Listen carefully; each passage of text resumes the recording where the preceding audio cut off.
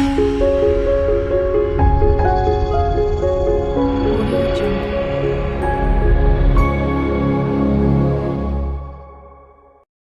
everyone, I hope you're doing well today. We're going to go over the full moon in Cancer. It'll be at 4 degrees and 58 minutes on December 26th at 7:32 p.m. Eastern Standard Time. So full moons are the things that are being revealed to you or chapters completing.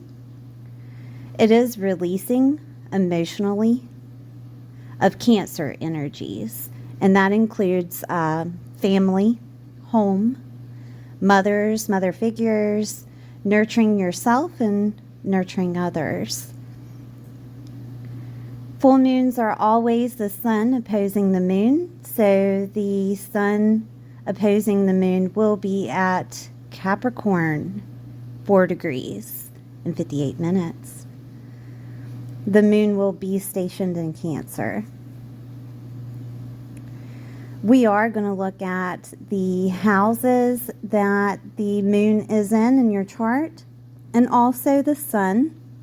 There are some aspects that I want to go over with you in regards to this full moon. That's going to give it more of an adult blessing bestowed upon you, okay? Because the sun will be trining Jupiter with luck, blessings, and abundance. And the moon will be trining Saturn with maturity and stability and the lessons that you've learned thus far. Now, this full moon is about having faith within yourself rather than outside of yourself. Fully owning your emotions. I guess you could call it feeling it to heal it, right? Taking responsibility for your emotions, which is Capricorn, okay, mixed with Cancer energies. Clearing out past energies to make room for the new, all right? Capricorn is moving you forward. The past energies is Cancer. Connections with Saturn are typically authority figures like fathers, bosses, the person that is a leader within your family.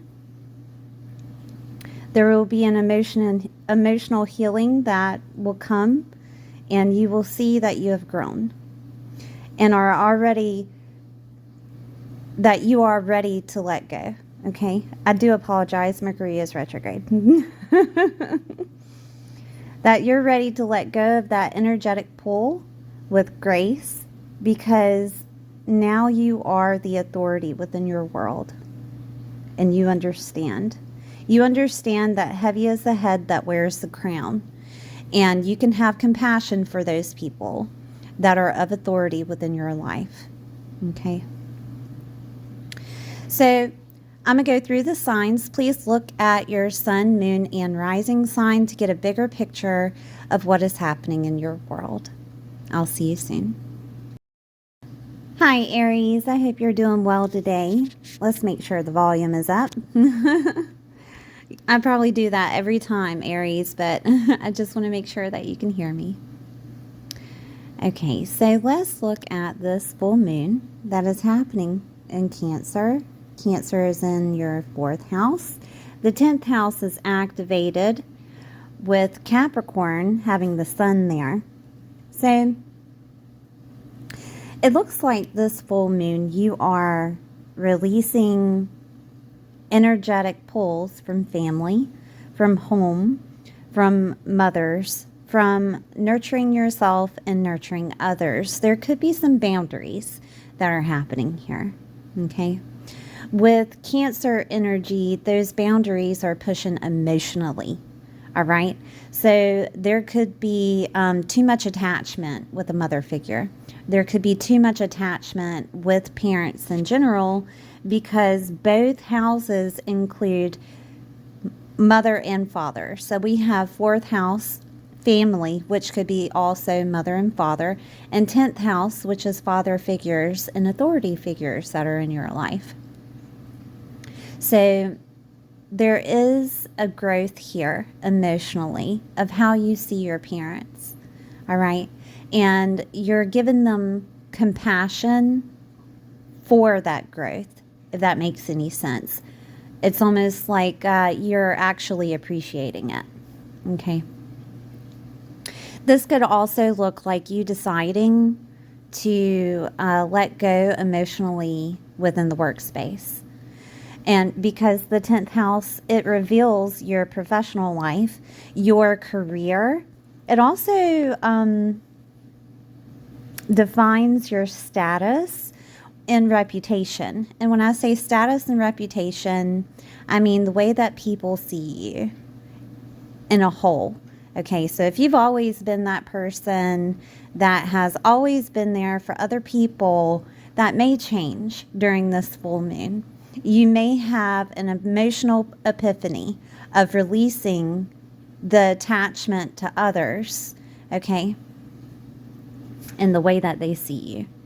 All right. And usually Aries don't have a problem with that, but there are some Aries that have placements within their chart that is a tendency of codependency. Okay.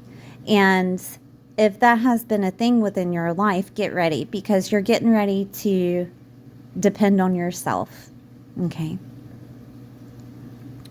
So the 10th house is also your legacy of what you want to leave behind. And you may change that attachment to legacy.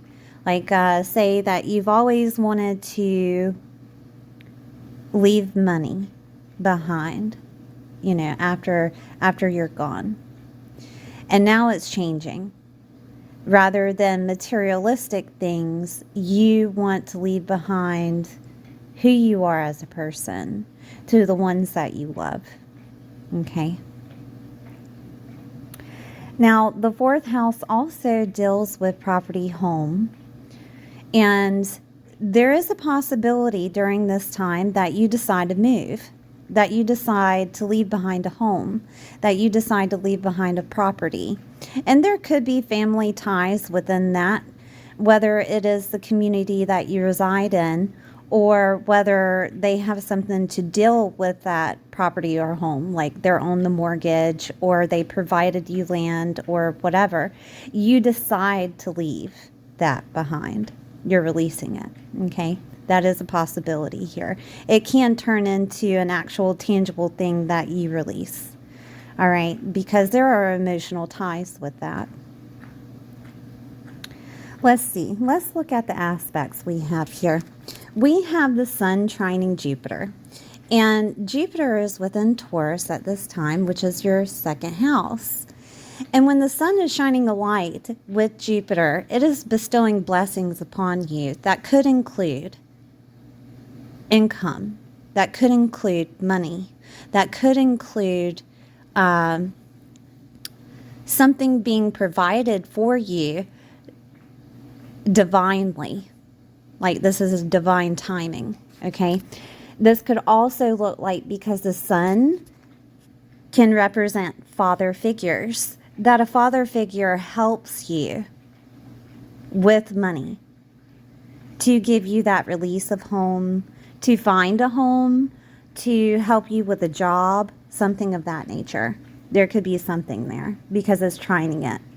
This is also looking like it's easier to release those emotions because Jupiter will help you understand with compassion and push you forward with that expansion.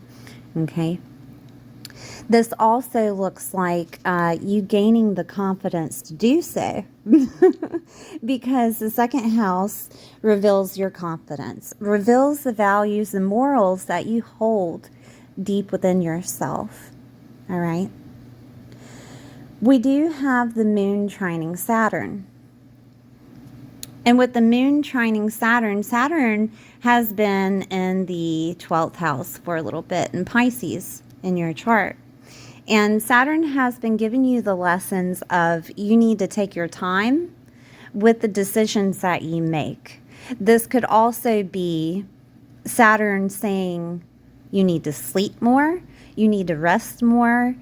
There may have been some karma healing that you decided to do while Saturn has been in Pisces. This also could be highlighting the karma that has been dealt with within your ancestral line, because 12th house is that. 12th house is also loss. So if you've lost anyone or lost anything, then this is the time to where it's understood that it was in divine timing, okay? Mercury is retrograde. I do apologize if I can't speak correctly, okay? I am trying. But to lose something is to gain something, all right?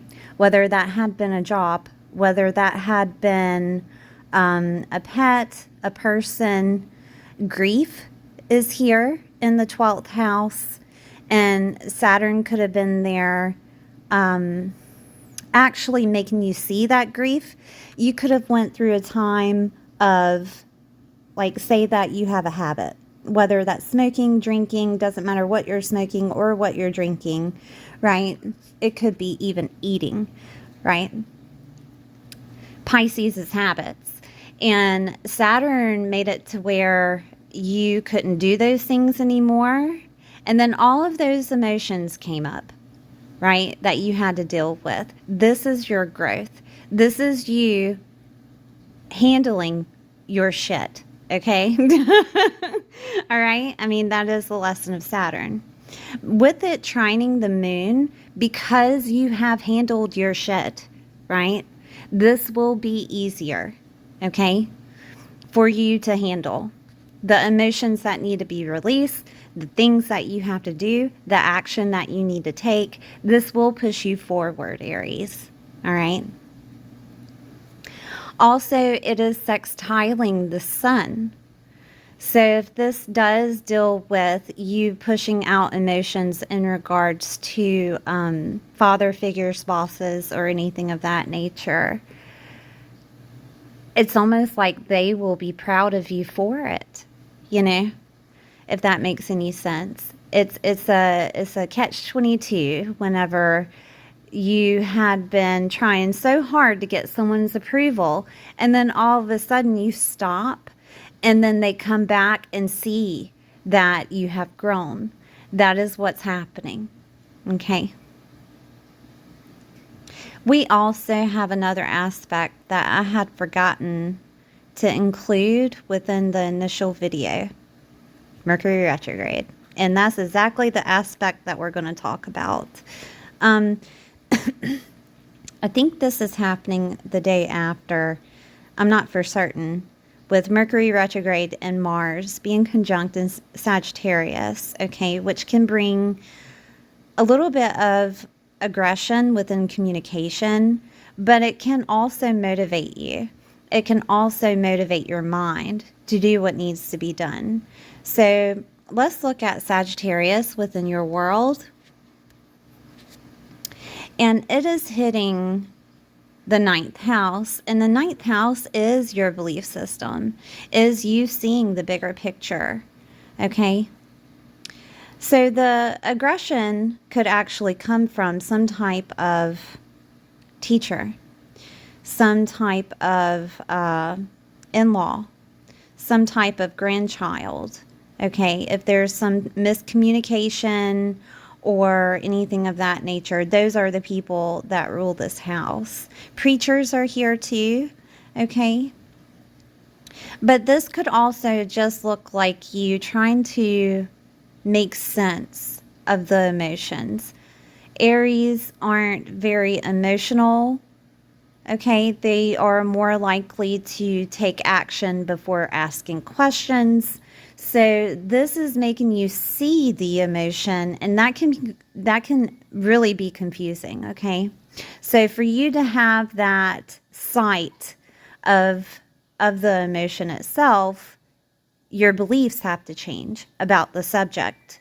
So this could look like you being motivated by grasping a different type of belief on the situation that is at play in your life, of you releasing that family home, property, mother figures, anything of that nature, right? All right, Aries, thank you for being here. Please like, share, and subscribe, and I'll see you next time.